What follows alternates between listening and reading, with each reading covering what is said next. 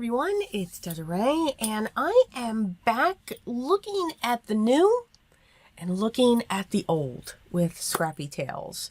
So I am using a butterfly set from a previous collection and also something from her recent collection called the Flowers A7 cover plate. But first I want to create my own papers. I love creating my own papers when I die cut. I think it just adds texture, dimension. It's different. It's unique. So I grabbed my watercolors. These are my Mission Golds. And I took a piece of Canson XL watercolor paper and I'm just dropping some greens. I'm just dropping them, having fun, using a huge mop brush, not caring where it goes, focusing on the outer ring because that's where I'm going to be die cutting the detailed part of the plate. And again, just die cutting. I want to dry this now, so I want those watercolors to be completely dry. When I put just a second layer on, again, adding more texture, more dimension to the colors. We're going to add a lot more green, and we're going to add some splatters. Again, just to make it different, I'm going to move everything out of my way because this mop brush was just going everywhere. It was kind of funny. So then I stopped doing the splatters and figured, okay, we'll just place the green down this time. Yeah, you know, if you all ever saw outside of this filming area, you wouldn't be surprised, but you'd be like, wow. I took the solid, the background die of the butterfly, and I drew around it to get the outline so that I knew where I could put my watercolors. I'm painting over the pencil, which is okay. It's not going to be seen. Each layer that I put on, I continue to dry. So now I have a pink. I'm going to come in with a deeper purple, and I'm just going to lay that down on the bottom and then flick towards the edge of the wings. Again, letting the watercolors do the work. I dried the watercolor just a little bit because I had a puddle. I'm not going to tape these down. These are really tiny. So I'm just moving quickly and trying not to have too much water in my brush. I wasn't successful with that, but I'm loving the blend that I'm getting, and I'm going to add a very deep blue across this base that'll continue to run, and then I'm just going to come in with some indigo blue and just mixing the colors right on the paper because that's where the butterfly's body's going to be. I didn't want it black. I didn't want that harsh line. My frame that all of this is sitting on is pretty bold. It's a dark brown. I didn't do any dry brushing on it. I wanted to keep it that solid brown. And again, I'm just adding some more colors so that they'll keep moving. And then eventually you just got to let it do its thing. You know, let your watercolors do their thing, and then just set that aside. I'm going to take care of all of my die cutting. I also dug into my stash. I keep a lot of backgrounds. I love making backgrounds. I find it very relaxing. So I've got my butterfly set, and I'm going to die cut the flowers 3 times from those other 2 panels. And here's where that floral detailed frame is coming into play there. So I have everything die cut. So I wanted to do a different type of shaker. We did this a long time ago. And I'm cleaning my room and organizing, and I came across my tool. So I'm like, let's make a tool shaker. So that's what I'm doing. I'm putting down some double-sided tape. And what I've done is I am not too concerned about these frames, except for the very top one.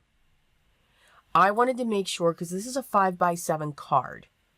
So I needed to make sure that that was cut to 5x7. The ones that are underneath, I'm not worried about. They're just going to add stability so that I can get this tool propped up. So they can have smaller borders, smaller edges. They don't have to be cut at 5x7. So always keep that in mind. So I added a little bit of glue. Here comes the tulle. I forgot how fidgety it is. Yes, very fidgety. So I'm going to place that down because, of course, I didn't cut my pieces before. But you guys know me. I am one that needs to take something so simple and make it so difficult. But we have fun. After I have that piece of tulle down, I'm taking another piece and placing it on top of the tulle. So that tulle is trapped in between those two pieces of cardstock. I'm going to do the same thing with a second one. Now, you don't have to do that, okay? You don't have to have these two panels the way that I made them. You could just take your tulle onto your second piece and sandwich those together. Your sequins would stay inside. I just wanted that little bit of separation because what I find is the sequins, and you can hear it, I'm shaking it now because who can't do that? The sequins actually move a lot more when there's just that little bit of separation in between. Again, at least I find that. So I'm doing the same thing and I'm just building another panel to put onto that brown cardstock. And again, I am not worried if that brown cardstock is 5 by 7.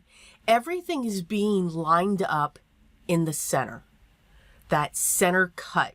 What's great about this flower cover plate is you have so many different ways to cut with it.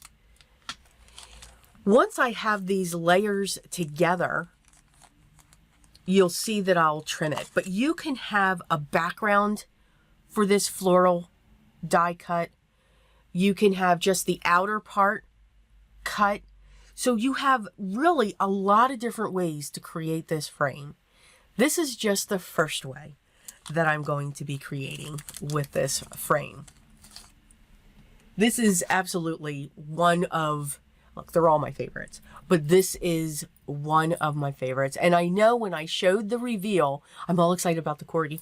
Wait till you see the corgi. So you can see that I have everything sandwiched. I poured in a bunch of my iridescent sequins, and now I'm able to set that down onto my panel. So it's very simple, very easy, and nothing's going to come out. I'm going to cut my own clouds because we can do that. We can cut our own cloud shapes. So I just have a white piece of cardstock here, and I'm just going back and forth creating clouds. The cardstock that I have in the back here is called Glacier. It's by Spellbinders. I'm really a fan. I really do enjoy their cardstock. It's a nice, heavy, sturdy weight. I believe it's 100-pound cardstock. I like a lot of colors. Let's have more colors. So I did choose the very pale. I'm not going to do any ink blending. I know you're all are amazed. I'm not doing any ink blending. I'm not going around those clouds. Keeping it very simple. Putting those clouds down. Every once in a while, I'm bringing that frame up to make sure that everything is sitting behind that shaker panel so that I don't have something shifted down. I'm using the sentiment from the die set, and it simply is going to say, thank you. I die cut the cloud part of the sentiment twice, and then I die cut the detailed word of the sentiment once. And I did that in a dark charcoal gray because the background was kind of soft. The tulle is going to make this soft. I did put some double-sided foam tape on the back of that panel, and I'm just going to set that down and have fun shaking my card. I'm going to pull in the floral frame. I'm punching out the center of the flowers. Now, what's great is the flower die that she has for this will cut the flowers to perfectly go on top of those flower images in this frame, just like she did with the other dies. I think that is great. But what we can also do is take those flowers when you die cut them from another color. And in this case, I used my ink smushed panels that I had for my stash. You can turn those flowers, just turn them just a little bit. So the green flower that's sitting on the frame will now look like leaves behind your flower. So it's just another way to get yourselves thinking outside your dies. Yes, when we purchased that die, we saw something about it. It's what caught our eye.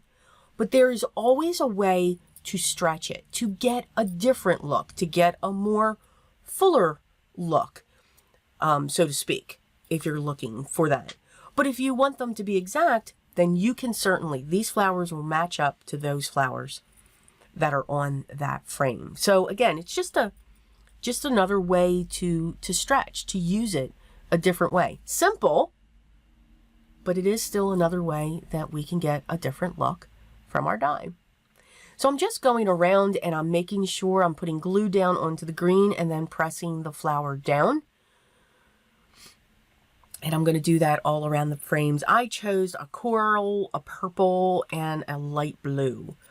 That's what I had found in my stash.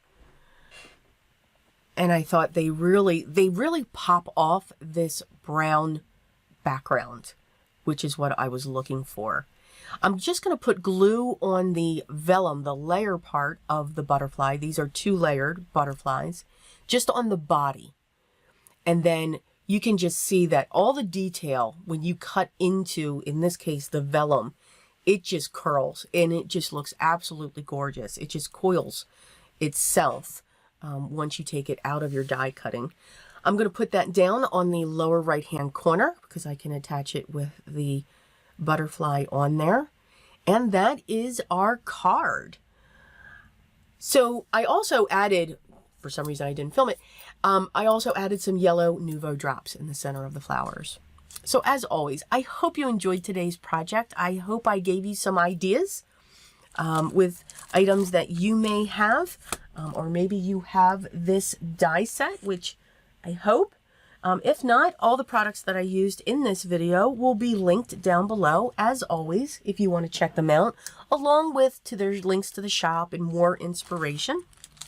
If you have any questions, make sure you leave those down below as well, and I'll make sure I get back to you as soon as I can. Hit the subscribe button. I'd love to have you here, part of my group, by all means, and make sure you hit that thumbs up. That helps to get my video out there for more people to enjoy. Thank you so much for subscribing, and thank you so much for just taking the time to stop by and watching the video. Remember, enjoy the art you create. Admire and appreciate the art that you create. It is special. But always remember what's most important. Always just be creative. And I'll talk to you in the next video, guys. Take care.